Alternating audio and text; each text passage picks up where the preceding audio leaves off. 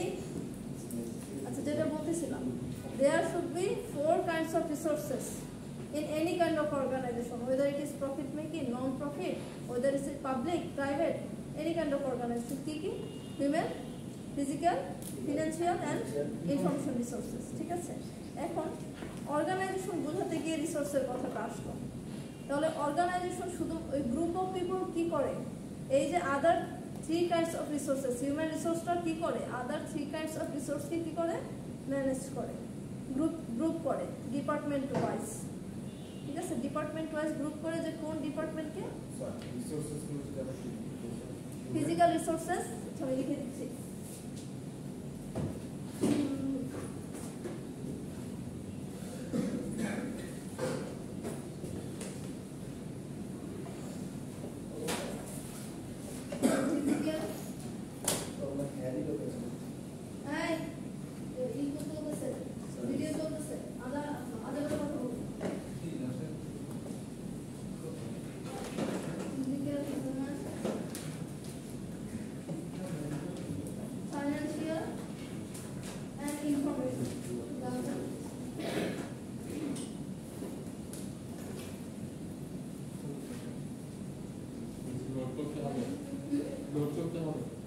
It's not necessary. If you want, you can. Note মাথায় করবেন, থেকে যাবে। নোট কোথায় করবেন? বিশ্বাস করেন এই নোট খাতায় যাই লিখেন লাভ নাই। আপনি এখানে যতটুকু রাখতে পারবেন জাস্ট ওইটাই থাকবে, আর কিছু থাকবে না। এই নোট খাতা হারায় যাবে 6 মাস পর। নাই, অত নোট করছি জীবনে, অনেক নোট করছি, সত্যি নাই। নোট করবেন, নোট কাজে লাগে কি পরীক্ষার আগে রিভিশন দিতে, ঠিক আছে? কিন্তু বেসিক্যালি নোট করবেন এই জায়গায় যেটা বলতেছি। তাহলে অর্গানাইজেশন হচ্ছে এই 4 kinds of রিসোর্সকে নিয়ে কাজ করে। আর এই 4 kinds of রিসোর্সের মধ্যে সবচেয়ে ইম্পর্টেন্ট কোনটা বলতে পারবেন? Human resource. কারণ এই হিউম্যান রিসোর্সে আদার্স যে 3 kinds of রিসোর্সকে সেটাকে কোঅর্ডিনেট করে, কম্বাইন করে, মানে একসাথে কিভাবে এটা দিয়ে আপনি একটা প্রফিটেবল আউটপুট আপনি মেক করতে পারবেন। ঠিক আছে, তাহলে কি বুঝাচ্ছিলাম? ম্যানেজমেন্ট কি, রাইট? অপারেশনস ম্যানেজমেন্ট বুঝাতে গিয়ে কিন্তু ম্যানেজমেন্ট কথাটা আসছে। ঠিক আছে, ম্যানেজমেন্ট এখন অনেক ম্যানেজমেন্ট আছে, হিউম্যান রিসোর্স ম্যানেজমেন্ট আছে, ঠিক আছে, অপারেশনস ম্যানেজমেন্ট আছে, ঠিক আছে, প্রোডাক্ট ম্যানেজমেন্ট আছে, অনেক ম্যানেজমেন্ট আছে। এখানে অপারেশনস ম্যানেজমেন্ট বেসিক্যালি দেখেন, এই মানে ডেফিনেশনটা জাস্ট একটু বোঝার চেষ্টা করেন। Design, operation and improvement of the systems. Ma'am, গোলটা কি আপনি ইচ্ছা করে করছেন নাকি এটা কোনো বাদ? এটা আমি করি নাই, আগে এই স্লাইডে মেজ ওটা ওই আকাশ থেকে, মানে সরি ওই মাথা থেকে এটা কিন্তু ছিল না, এটা আমি করি।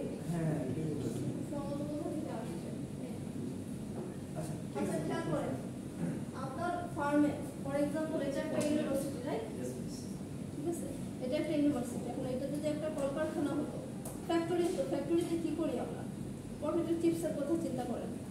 পটেটো চিপসটা যে আমরা খাই প্যাকেট থেকে নিয়ে, এটা হয় হচ্ছে আলু থেকে।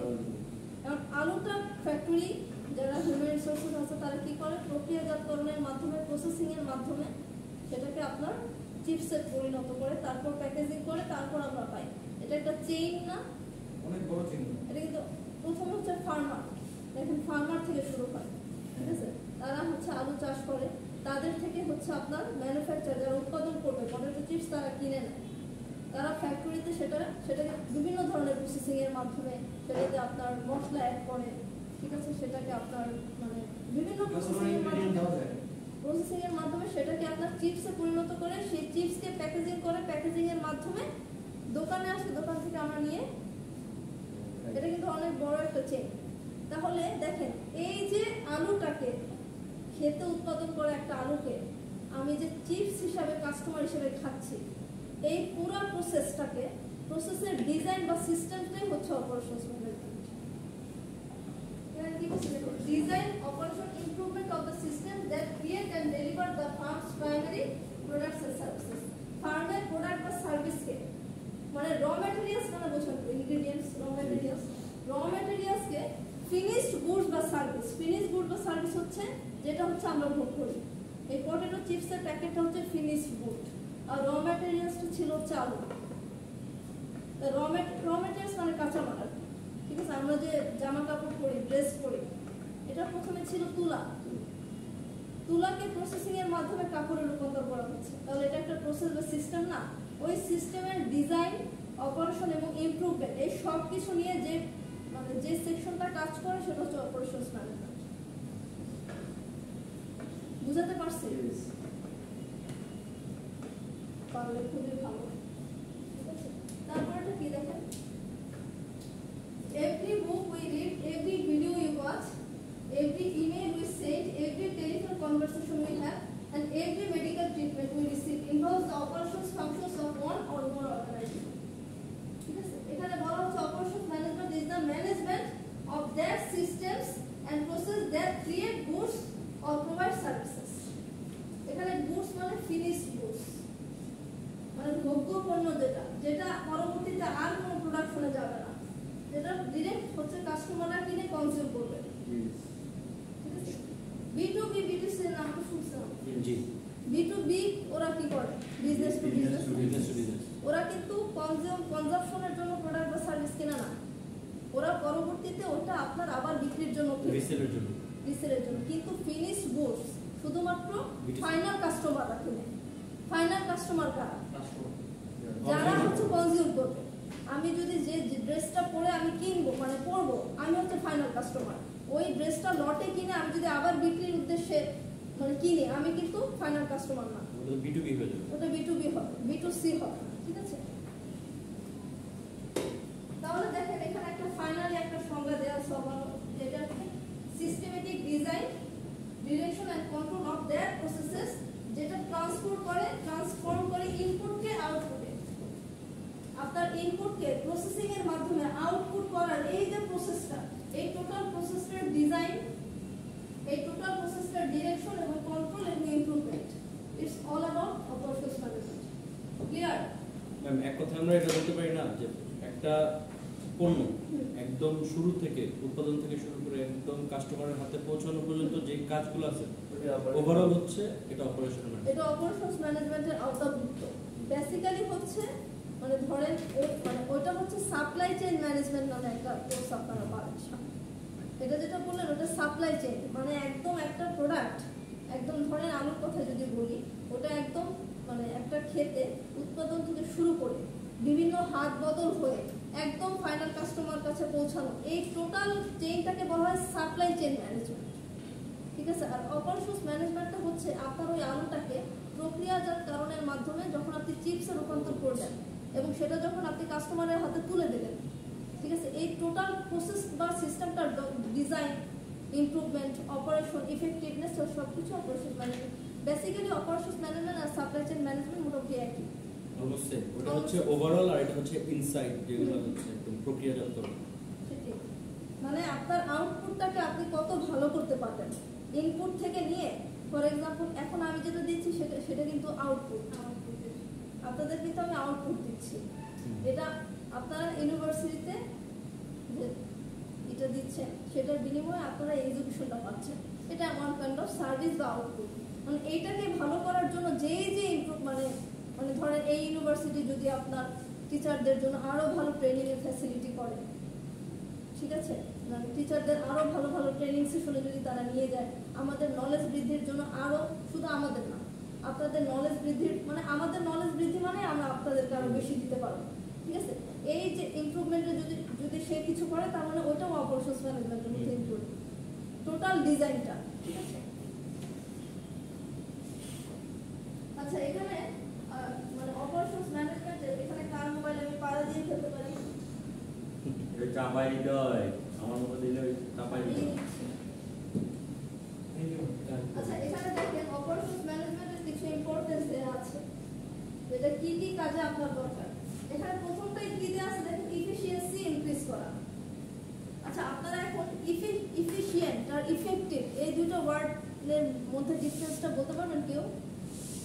ইফেক্টিভনেস এন্ড এফিশিয়েন্সি শুনছেন না? খুব মানে ফ্যামিলিয়ার না ওয়ার্ডটা, কিন্তু আমরা আসলে কি জানি দুটোর মধ্যে ডিফারেন্স কি, নাকি দুটো same? Almost same, but difference আছে। আছে।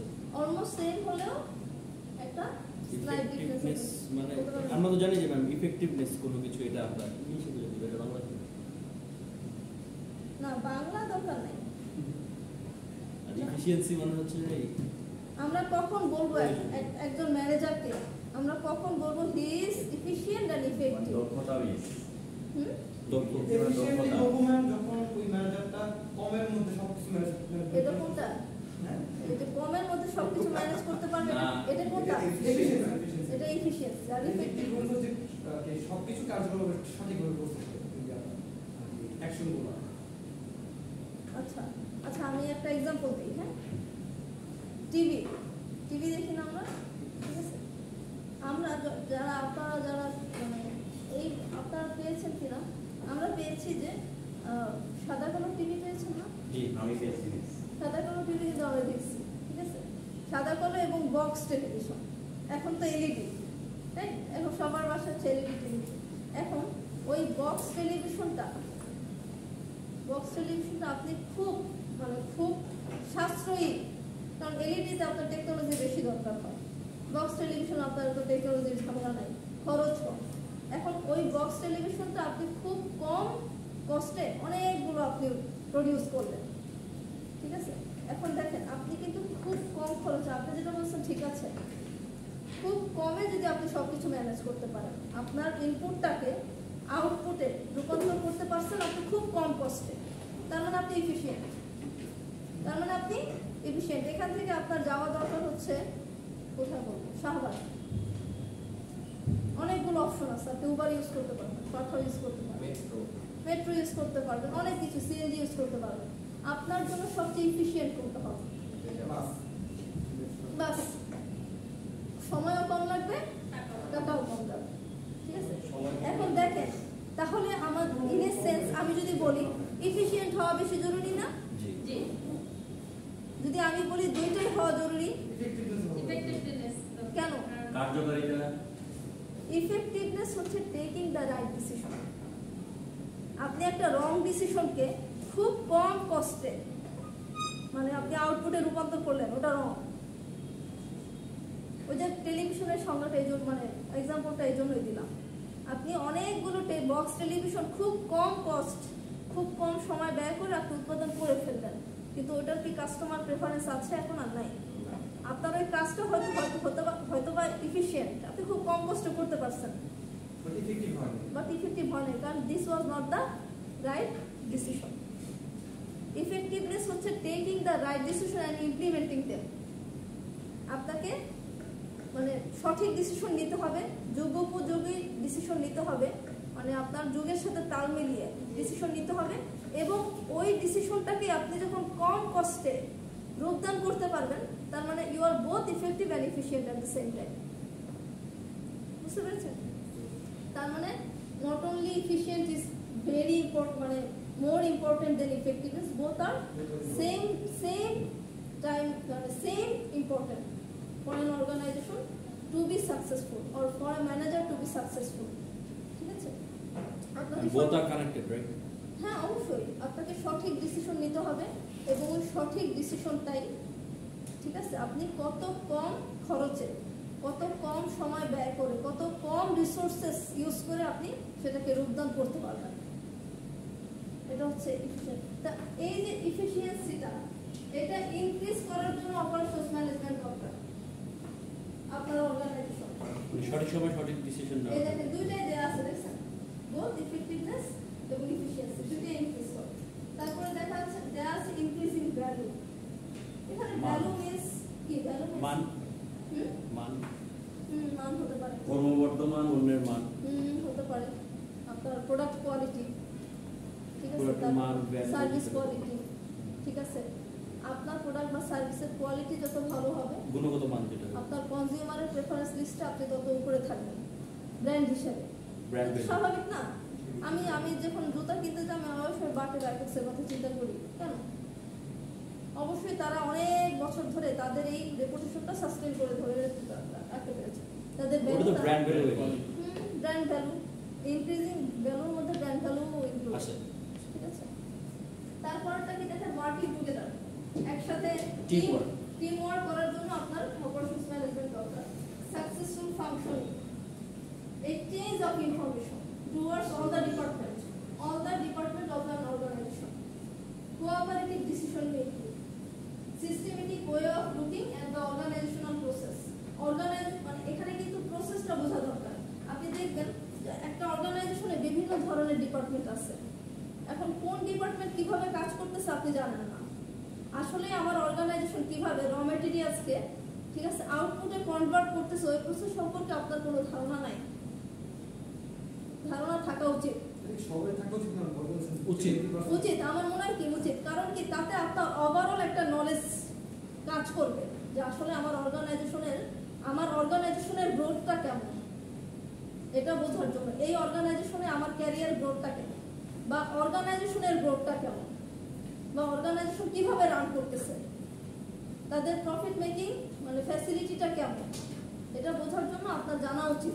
Just basic, you don't have to be specialized in that particular department. ঠিক আছে, আমরা রিসার্চার বা সায়েন্টিস্ট তো সবাই হতে পারবো না, বাট বেসিক একটা যে আমরা তো সবাই সায়েন্স নিয়ে পড়বো না, সবাই ইঞ্জিনিয়ার ডক্টর হবে না, তাও আমরা সাধারণ বিজ্ঞান পড়ে আসছি কেন? বেসিক, ঠিক আছে, এক্সিকিউশনটা ভালো হবে। ওভারঅল একটা আউটসাইড নলেজ রাখা উচিত। আচ্ছা এটা কি নিচে নেমে গেল? আচ্ছা এটা একটু নিচে নেমে গেছে। হ্যাঁ এখানে আছে ইনকমপ্লিট বিজনেস এডুকেশন, নিচেটা মনে হয় এই যে ক্যারিয়ার অপরচুনিটি যেটা আমি বললাম, মানে আপনার যখন এই যে আপনি বললেন না সবারই কি জানা উচিত কেন, আপনি যদি বেসিক একটা নলেজ রাখেন আপনার কিন্তু আপনার ডিপার্টমেন্টের হয়ে যে কোনো একটা ডিসিশন নিতে আপনার সুবিধা হবে, এবং আপনার ওই ডিসিশনটা কমপ্লিট একটা ডিসিশন হবে, কারণ আপনার ওভারঅল নলেজটা আছে। আর ক্যারিয়ার অপরচুনিটি যেটা বললাম, আপনার ক্যারিয়ার গ্রোথ কেমন একটা পার্টিকুলার অর্গানাইজেশন, এটা বোঝার জন্য ওই অর্গানাইজেশনের প্রসেস সম্পর্কে আপনার জানা উচিত, যে অর্গানাইজেশন কিভাবে র ম্যাটেরিয়ালসটাকে আউটপুটে কনভার্ট করতেছে। ঠিক আছে, আচ্ছা এটা হচ্ছে স্কোপ অফ ওভারসিজ ম্যানেজমেন্ট।